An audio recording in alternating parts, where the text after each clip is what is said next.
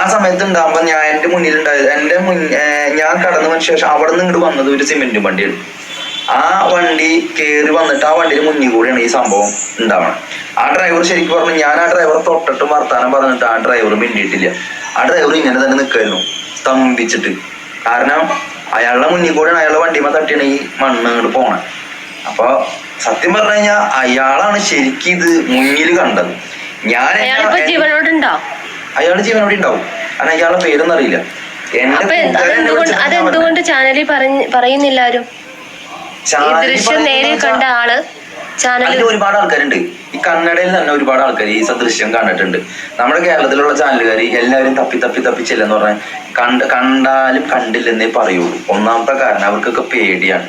അവിടുത്തെ സർക്കാരിനെ പേടിയാണ്, അവിടുത്തെ പോലീസിനെ പേടിയാണ്. അവിടുത്തെ നിയമവ്യവസ്ഥകൾ നമ്മളിവിടുത്തെ കേരളത്തിലെ പോലെയല്ല. അടിച്ചൊതുക്കണ ഇതാണ്, ഗവൺമെന്റാണ്. അതൊന്നാമത്തെ കാര്യം. അതൊക്കെ നമ്മളിവിടുത്തെ പോലീസുകാർ ആൾക്കാർ നമ്മൾ എന്തെങ്കിലും പ്രശ്നം ഉണ്ടായാൽ ഇപ്പോൾ കൗൺസിലർമാർ, ഒരു വാർഡ് മെമ്പർമാർ ആരെങ്കിലും ഓടി വരും. അവിടെ എന്ന് പറഞ്ഞാൽ അങ്ങനെ ഒരു സംഭവം ഇല്ല. അഥവാ ഉണ്ടെങ്കിൽ തന്നെ ആരും വരില്ല. അവനവൻ്റെ പോക്കറ്റ് വീർപ്പിക്കുക എന്നുള്ളത് മെയിൻ കാര്യം. നമസ്കാരം. നിങ്ങളിപ്പോൾ ഈ വീഡിയോയിൽ കണ്ടിട്ടുള്ള ഈ വീഡിയോ ചിലപ്പോൾ നിങ്ങൾ ഒരുവിധം കണ്ടിട്ടുണ്ടാവും. കാരണം ഏകദേശം 2-3 ലക്ഷം പേര് കണ്ടൊരു വീഡിയോ ആണ്. ഞാനിപ്പോൾ ഈ വീഡിയോ ചെയ്യുന്ന സമയത്ത്, അതായത് എലേന ബ്യൂട്ടി വ്ളോഗ്സ് എന്നൊരു ചാനലുണ്ടല്ലോ, അവരുടെ ഹസ്ബൻഡായിരുന്നു ഇവരൊരു വീഡിയോ ഇട്ടിരുന്നത്. അതായത് നമ്മുടെ ഈ ശിരൂർ നടന്നിട്ടുള്ള ആ ലാൻഡ് സ്ലൈഡ് റിലേറ്റഡ് ആയിട്ടുള്ള ഫസ്റ്റ് വീഡിയോ വന്നിട്ടുള്ള അവിടുത്തെ യഥാർത്ഥ വീഡിയോ വന്നിട്ടുള്ള സ്ഥലത്ത് ഒരു ലേഡിയുടെ വോയിസിലൊരു വീഡിയോ കൊടുത്തിരുന്നു. അതായത് എൻ്റെ ഹസ്ബൻഡോട് അകപ്പെട്ട് കിടക്കുകയാണെന്ന് പറഞ്ഞിട്ട്. കാരണം ഈ വ്യക്തി ഇപ്പോൾ നിങ്ങൾ കണ്ടിട്ടുള്ള ആളാണ് കേട്ടോ, അത് ഷിനു എന്നാണ് പേര്. അപ്പോൾ പുള്ളിയുടെ വീഡിയോ ഞാൻ ഇപ്പോഴാണ് ആക്ച്വലി കണ്ടത്. ഒരു 7-8 മണിക്കൂർ, ഇപ്പോൾ രാത്രി ഞാൻ വീഡിയോ അപ്ലോഡ് ചെയ്യുന്ന സമയത്ത് ഏകദേശം 7-8 മണിക്കൂർ മുന്നേ പുള്ളി ചെയ്തിട്ടുള്ളൊരു വീഡിയോ ആണ്. നമ്മൾ ഈ അർജുൻ്റെ കേസിൽ ഞാൻ ഈ ചില ന്യൂസൊക്കെ നമ്മൾ കംപ്ലീറ്റ് ആയിട്ട് ഫോളോ ചെയ്യുമല്ലോ. അപ്പോൾ ഫോളോ ചെയ്യുന്ന സമയത്ത് നമുക്ക് ആ ന്യൂസിൻ്റെ വാല്യൂ അല്ലെങ്കിൽ ഒരു കോണ്ടൻറ്റിനപ്പുറം നമ്മൾ കണ്ട് നമ്മളും കൂടി അതിലൊരു ഭാഗമായി മാറും. ആ ഒരു സിറ്റുവേഷനാണ് അർജുൻ്റെ കേസിലുള്ളത്. കാരണം വെച്ചാൽ നമ്മളും ഓട്ടോമാറ്റിക്കായിട്ട് എന്നും പ്രാർത്ഥനയിൽ ഉൾപ്പെടുത്തുന്ന ഒരു സിറ്റുവേഷനായി മാറി. പക്ഷേ ഇപ്പോൾ നമുക്ക് തന്നെ പല സമയത്തും ആ യാഥാർത്ഥ്യം, ഞാൻ ഇതിന് മുന്നേ വീഡിയോയിൽ പറഞ്ഞിട്ടുണ്ട്, ആ യാഥാർത്ഥ്യം അറിയെങ്കിലും അത് മനസ്സിലാവുമെങ്കിലും കൂടി പക്ഷേ നമുക്ക് എങ്ങനെയോ നമുക്കങ്ങോട്ട് എന്താ പറയുക, നമുക്കത് വിശ്വസിക്കും. നമുക്കൊരു ബന്ധമില്ലാത്ത നമ്മളുടെ സിറ്റുവേഷൻ എങ്ങനെയാണെന്നുണ്ടെങ്കിൽ അർജുനെ ചുറ്റിപ്പറ്റി കഴിയുന്നവരും ആ കുടുംബത്തിൻ്റെ അവസ്ഥ എന്താണെന്നുള്ളത് നമുക്ക് ആലോചിക്കാവുന്നേ ഉള്ളൂ. ഇന്നിപ്പോൾ ഏറ്റവും സാഡ് ന്യൂസ് എന്ന് പറയാം. ശരിക്കും എന്താ പറയുക, നമ്മൾ ഇമോഷണലി ചിന്തിക്കുകയാണെന്നുണ്ടെങ്കിൽ ഒരു സാഡ് ന്യൂസാണ്. കാരണം എന്ന് വെച്ചാൽ ഇന്ന് ഒരു തെരച്ചിൽ നിർത്തിയ കൂട്ടത്തിൽ താൽക്കാലികമായി തെരച്ചിൽ നിർത്തുന്നു എന്ന് പറയുമ്പോൾ നിങ്ങൾ ന്യൂസിൽ കണ്ടിട്ടുണ്ടായിരിക്കും. താൽക്കാലികമായി തെരച്ചിൽ നിർത്തുന്നു എന്ന് പറയുന്ന സമയത്ത് അവിടെ എന്തോ ഒരു ഇതോടുകൂടി അവസാനിച്ചു എന്നുള്ളൊരു മെസ്സേജ് കർണാടക ഗവൺമെൻറ്റിൻ്റെ ഭാഗത്തുനിന്ന് ഉണ്ടെന്നുള്ള പോലെ തോന്നുന്നുണ്ട്. കാരണം വെച്ചാൽ നമ്മളിന്ന് രാവിലെ നോക്കുന്ന സമയത്ത് ഭയങ്കരമായിട്ട് നമ്മൾക്ക് അത്രയും ആഗ്രഹം മാത്രമല്ല, നമ്മൾ അത്രയും പ്രതീക്ഷ വെച്ചൊരു ദിവസമാണ്. കാരണം വെച്ചാൽ ഈശ്വർ മാൽപ്പെ, ആ പേര് തന്നെ ഞാൻ എൻ്റെ വീഡിയോ പറഞ്ഞു, ഈശ്വർ മാൽപ്പെ. അപ്പോൾ ഈശ്വരൻ നേരിട്ട് ഇറങ്ങുന്നു എന്നുള്ള കണ്ടീഷനിലാണ് ഇന്നലെ മുതൽ നമ്മളൊരുപാട് മീഡിയയിലൊക്കെ കണ്ടിട്ടുള്ളത്. അപ്പോൾ അങ്ങനെ ഈശ്വർ മാൽപ്പെ സംഘം വരുന്നു, അവർ 6 പ്രാവശ്യത്തെ ഡൈവ് ചെയ്ത് പറയുന്നു, അവർക്ക് പറ്റിയിട്ടില്ല, അവർ തിരിച്ചു പോകുന്നു, പിന്നെ അവർ തിരിച്ച് പറഞ്ഞയക്കുന്നു. അങ്ങനെ ഒരു സിറ്റുവേഷൻ അവിടെ കണ്ടു. അപ്പോൾ അവർ ഫെയിലായതല്ല, അവരെ കൊണ്ട് ഇന്ന് സാധിച്ചില്ല, ഇനി വിളിച്ചു കഴിഞ്ഞാൽ അവർ വരാമെന്നുള്ള കണ്ടീഷനിലാണ്. ആളുടെ ഒരു ഇൻ്റർവ്യൂ നിങ്ങൾ ചിലപ്പോൾ കണ്ടിട്ടുണ്ടായിരിക്കും. ഒരു 100 കിലോമീറ്റർ ദൂരെയാണ് ഞങ്ങൾ തിരിച്ചു വരാമെന്നൊക്കെ പറയുന്നത് കേട്ടു. അങ്ങനെ ഒരു അവസാനിപ്പിക്കുന്ന സിറ്റുവേഷൻ കണ്ടു. പിന്നെ ഞാനിന്ന് ക്ലോസ് ആയിട്ട് വാച്ച് ചെയ്ത 2 ചാനൽസാണ്. ഒന്ന് നമ്മുടെ റിപ്പോർട്ടർ ചാനലും, രണ്ടാമത് 24 ന്യൂസും. ഇപ്പോൾ ഈ 2 ന്യൂസും കേൾക്കുന്ന സമയത്ത് 24 ആണെങ്കിൽ ഒന്നുകൂടി റിലയബിൾ ആയിട്ടുള്ള പല കാര്യങ്ങൾക്കും കുറച്ചൊക്കെ ഒന്ന് പറയാം. നമുക്ക് എല്ലാ കേസിലും പറയാൻ പറ്റില്ല. പക്ഷേ പെട്ടെന്ന് എനിക്കൊരു ന്യൂസിൻ്റെ കാര്യം ഓർമ്മ വന്നത്, അത് പിന്നെയും മാറ്റിപ്പോയി. അപ്പോൾ എന്താ സംഭവിച്ചാൽ, അപ്പോൾ ഈ 2 ന്യൂസ് കണ്ട സമയത്ത് ഈ 2 ന്യൂസിലും അവർ ഇൻ്റർവ്യൂ അല്ല, അവരിന്ന് ചർച്ചയിലൂടെ സംസാരിച്ചിരുന്നൊരു വ്യക്തിയാണ് മേജർ ജനറൽ ഇന്ദ്രപാലൻ സർ തന്നെയല്ലേ പേര്? അതെ. അപ്പോൾ റിട്ടയർഡ് മേജർ ജനറലിന് സംസാരം ഉണ്ടായിരുന്നു. അപ്പോൾ ഈ വ്യക്തി ഇതേമാതിരി ഒരുപാട് എന്താ പറയുക, ഹൈപ്പല്ല, പുള്ളി ഒരുപാട് ട്രസ്റ്റ് ചെയ്തുകൊണ്ടാണ് ഇതുവരെ മീഡിയാസൊക്കെ സംസാരിച്ചത്. അപ്പോൾ സംസാരിച്ച സമയത്ത് ഈ റിപ്പോർട്ടറിൻ്റെ ആണെന്നുണ്ടെങ്കിലും 24 ന്യൂസിനാണെങ്കിൽ 2 ചർച്ചയിലും കണ്ടതെന്ന് വെച്ചാൽ റിപ്പോർട്ടർ ചാനലിൽ ഒന്നുകൂടി റിപ്പോർട്ടർ ചാനൽ ഒരു ഇൻവെസ്റ്റിഗേറ്റീവ് എന്താ പറയുക, ജേർണലിസം എന്നാണ് പറയുക. അങ്ങനെ പറയാൻ നിൽക്കാറില്ല, കുറച്ച് ഇൻവെസ്റ്റിഗേറ്റീവ് വേ എന്നല്ല പറയുന്നത്. എവിടേക്കോ അതിൽ കുറേ പൊളിറ്റിക്സ് കലർന്നിട്ടുള്ള രീതിയിലാണ് ഇവരുടെയൊക്കെ സംസാരങ്ങൾ ഉണ്ടായിട്ടുള്ളത്. സ്പെഷ്യലി റിപ്പോർട്ടറിൻ്റെ കേസിലുണ്ടായത്. കാരണം വെച്ചാൽ അവിടെ ഇന്നത്തെ ഈ ദൗത്യം അവസാനിപ്പിക്കുന്ന സമയത്ത് കൺസിഡർ ചെയ്തിരുന്നൊരു കാര്യമുണ്ട്. ഇത്രയും ദിവസമായിട്ട് ഇങ്ങനത്തെ ഒരു സാഹചര്യത്തിൽ അർജുൻ എന്നൊരു പറഞ്ഞൊരു വ്യക്തി നമ്മൾ വൈകാരികമായിട്ട് ഇമോഷണൽ ഇതിൽ നമ്മൾ ചിന്തിക്കുന്ന സമയത്ത് ആൾ ചിലപ്പോൾ ജീവനോടെ ഇരിപ്പുണ്ടായിരിക്കില്ല. അപ്പോൾ ആളുടെ ബോഡി റിക്കവർ ചെയ്യാന്ന് പറഞ്ഞാൽ ഈക്വലി ഇമ്പോർട്ടൻ്റ് ആണ്. അതിനൊരു എക്സാമ്പിളൊക്കെ സാർ പറയുന്നുണ്ട്. ഈക്വലി ഇമ്പോർട്ടൻ്റ് ആണ്.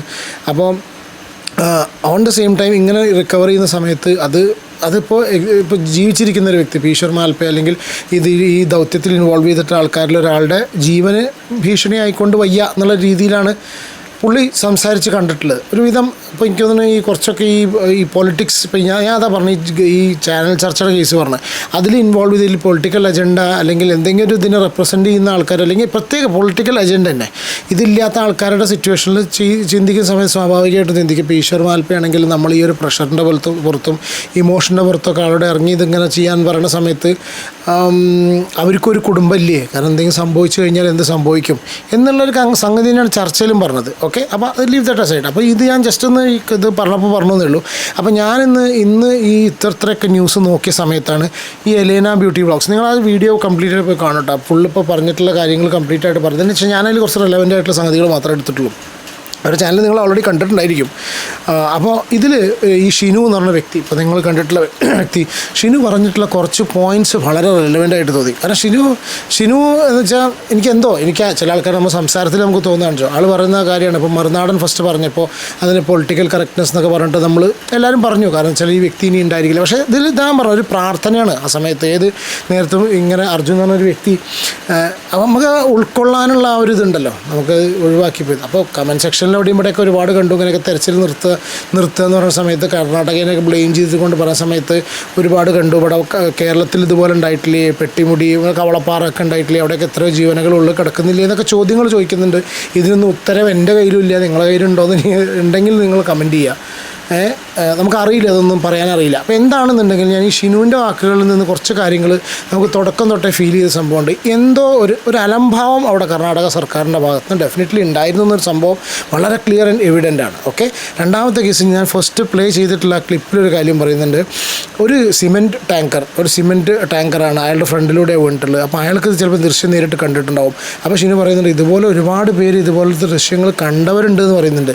അവരൊക്കെ ഒന്ന് എവിടെ, അവർക്കൊന്നും പുറത്തേക്ക് വരാൻ പറ്റില്ല എന്നുള്ള, സംസാരിക്കാൻ പുറത്തേക്ക് വരാൻ പറ്റില്ല എന്നുള്ളൊരു ആ ഒരു കാര്യമാണ് അവിടെ പുള്ളി പറഞ്ഞു വെക്കുന്നുണ്ട്. പിന്നെ രണ്ടാമത്തെ കേസ് വളരെ ഇമ്പോർട്ടൻ്റ് ആയിട്ട് കാര്യം എനിക്കതിൽ ഫീൽ ചെയ്തതെന്ന് വെച്ചാൽ ടാങ്കർ ബ്ലാസ്റ്റിനെ കുറിച്ച് പല ആൾക്കാരും സംസാരിച്ചിരുന്നു. പിന്നെ അത് അപ്പുറത്തെ കരയിൽ ഞാനൊരു വീഡിയോ ചെയ്തിട്ട് അതിനെക്കുറിച്ച്, പക്ഷേ പല ആൾക്കാരും പറഞ്ഞു ടാങ്കർ ബ്ലാസ്റ്റ് അല്ല, മണ്ണ് പുഴയിലേക്ക് വീണുകൊണ്ടുള്ള, കാരണം അത്രയും വലിയ അപ്പുറത്തുള്ള വീടുകളും തെങ്ങിൻ്റെ മുകളിൽ തിരമാലകൾ പോകണമെന്നുണ്ടെങ്കിൽ ഒരു കാരണവശാലും ഇവിടെ വെറും ഒരു മണ്ണിടിച്ചിൽ പോലെ ആയിരിക്കില്ല എന്നുള്ള കണ്ടീഷനിലാണ് നമ്മൾ ഏതും പറഞ്ഞു വെച്ചത്. ഇപ്പോൾ ഷിനുവിൻ്റെ കേസിൽ ഷിനു പറഞ്ഞതെന്ന് വെച്ചാൽ ഒരു വളരെ ഇമ്പോർട്ടൻറ്റ് പോയിന്റ് പറഞ്ഞതെന്ന് വെച്ചാൽ ഈ രണ്ട് ടാങ്കറാണ് അവിടുന്ന്, അതായത് കർണാടക ഭാഗത്ത് നിന്ന് ഈ ഭാഗത്തേക്ക് വന്നിട്ടുള്ള എന്ന് മനസ്സിലായത്. അങ്ങനത്തെ 2 ടാങ്കറാണ് വന്നിട്ടുള്ളത്. അപ്പോൾ സ്വാഭാവികമായിട്ടും ഇന്ത്യൻ ഓയിലും അങ്ങനെന്തോ പറഞ്ഞു, എനിക്കറിയില്ല. ആ ഒരു ടാങ്കർ 2 ഗ്യാസ് ടാങ്കറോ ആ ഒരു ഫ്യൂവലിൻ്റെ 2 ടാങ്കറിൽ അതിൻ്റെ അത് ഒരു കാലിയായിട്ടുള്ള ടാങ്കറാണ്. അങ്ങനത്തെ സിറ്റുവേഷനിൽ ഒരു കാലി ടാങ്കർ അവിടെ നിന്ന് വരേണ്ട സിറ്റുവേഷൻ ഇല്ല. അപ്പോൾ എന്തോ ഒരു സംഭവം അവിടെ നടന്നിട്ടുണ്ട്, ബ്ലാസ്റ്റ് പോലെ എന്തോ ഒരു വളരെ സീരിയസ് ആയിട്ടുള്ളൊരു സംഗതി നടന്നിട്ടുണ്ട് എന്നുള്ളതാണ് ഷിനുവിൻ്റെ വീഡിയോയിൽ പറയുന്നത്. ഞാൻ ജസ്റ്റ് 1-2 ക്ലിപ്പും കൂടി അവിടെ നിന്ന് പ്ലേ ചെയ്യാം. കുറച്ച് റെലവൻ്റ് ആയിട്ട് തോന്നിയുകൊണ്ട് മാത്രമാണ് നിങ്ങൾ അവിടെ പോയി കാണാൻ കംപ്ലീറ്റ്. പക്ഷേ ഞാനിത് പ്ലേ ചെയ്യാൻ കാരണം കുറച്ച് റെലവൻ്റ് ആയിട്ട് നമ്മളിതിനെ കുറച്ചൊക്കെ വീഡിയോസ് ഡിസ്കസ് ചെയ്യുക, മനസ്സിലൊക്കെ ഇത് കയറി കൂടിയ ഒരു കാര്യം കൊണ്ടാണ് ഞാനിത് നിങ്ങളോട് ഷെയർ ചെയ്യുന്നത് കേട്ടോ. അർജുൻ തിരിച്ചു വരില്ല എന്നാണ് എന്റെ പ്രതീക്ഷ. കാരണം ആ ഒരു ഇൻസിഡന്റ്, ആ ഒരു പ്രശ്നം, അതൊരു എന്താ പറയാ, ആ ഒരു മണ്ണിടിച്ചിൽ തന്നെ വലിയൊരു അപകടം നടന്നിട്ടുണ്ട്. എൻ്റെ ഒരു അറിവില് തിരിച്ചു വരില്ല, അതായത് മരിച്ചു എന്നാണ് എൻ്റെ അറിവില്. അത് നോണ പറയല്ല, നമ്മള് എന്തിനാ എല്ലാവരും പറയണത് തിരിച്ചു വരും. പ്രതീക്ഷ എല്ലാവർക്കും. ഇപ്പൊ ആ കുടുംബം തന്നെ ഇത് കാണുന്നുണ്ട്, അവർക്ക് പോലും അറിയാം അവരുടെ മകൻ, ഇപ്പൊ ആ അമ്മയ്ക്ക് അറിയാം മകൻ മരിച്ചു, അപ്പൊ തിരിച്ചു വരില്ല എന്ന് മകൻ ആ അമ്മയ്ക്ക് അറിയാം. പിന്നെ നമ്മളെന്തിനാ അത് നോണ പറയണതിനാ? എല്ലാവർക്കും അറിയാവുന്ന കാര്യമില്ലേ? വെറുതെ തമാശക്ക് പറയാം അവൻ തിരിച്ചു വരും, അവൻ എവിടെയോ. പക്ഷെ ചാനലുകാർ നടത്തുന്ന പ്രതീക്ഷകളൊക്കെ വെറും തെറ്റാന്നാണ് പറയുന്നത്. തെറ്റ് തന്നെയാണ്. അതെല്ലാവർക്കും, ഈ ചാനലുകാർക്കും അറിയാം, എല്ലാവർക്കും അറിയാം. ഈ പറയണ ഇപ്പൊ നിനക്കും അറിയാം തിരിച്ചു വരില്ല, മരിച്ച ആള് മരിച്ചു പോയിരിക്കും, തിരിച്ചു വരില്ല. പിന്നെ അവിടുത്തെ പ്രശ്നം വെച്ചാൽ കുറെ ആൾക്കാർ ഈ സംഭവം മറക്കുന്നുണ്ട്, അതായത് കുറെ കാര്യങ്ങൾ മറക്കുന്നുണ്ട്. ടാങ്കർ വെള്ളത്തിൽ വീണിട്ട് ടാങ്കർ പൊട്ടിത്തെറിച്ചില്ല എന്ന് പറയുന്നുണ്ട് കുറെ ആൾക്കാർ. അവർ പറയുന്നത് ലൈൻ കമ്പി പൊട്ടി വീണിട്ട് അതിന്റെ സ്പാർക്ക് കൊണ്ടാണ് ഈ അപ്പുറത്തെ വീട് തകർന്നതെന്നാണ്. അപ്പുറത്തെ വീട് തകരണമെങ്കിൽ ഏകദേശം ഒരു 600-700 മീറ്റർ ഉണ്ട് ആ വീതിന്റെ പുഴയ്ക്ക്. ആ പുഴ ഇത്രയും മണ്ണിടിഞ്ഞു ഒക്കെ 200 മീറ്ററോളം മുകളിലേക്ക് പോയാൽ ആ മണ്ണിടിഞ്ഞ് താഴ്ത്തു പോയാൽ അതിന്റെ ഫോഴ്സിൽ അപ്പുറത്തെ വീട് തകർന്നു പോയി. തറ മാത്രമേ ഉള്ളൂ എന്ന് പറയണേ. അപ്പൊ അതിന്റെ അർത്ഥം എന്താ? ഞങ്ങൾ പോണ ഇപ്പം നിങ്ങൾ ഇത്ര പേര് ആൾക്കാർ പോയവരില്ല, ഒന്ന് കമന്റ് ചെയ്യും, ആരെങ്കിലും നമ്പർ ഇട്ട് ഞാൻ വിളിക്കാം, നമ്മൾ സംസാരിക്കാം. നിങ്ങൾക്ക് അത് ചിന്തിക്കാൻ പറ്റുമോ? ആ വീട് അങ്ങനെ പോയെന്ന്, ഈ മണ്ണിടിച്ചിലിന്റെ ഫോഴ്സിലാണ് ആ വീട് പോയെന്ന് നിങ്ങൾക്ക് ആർക്കെങ്കിലും പറയാൻ പറ്റുമോ? പറ്റൂല.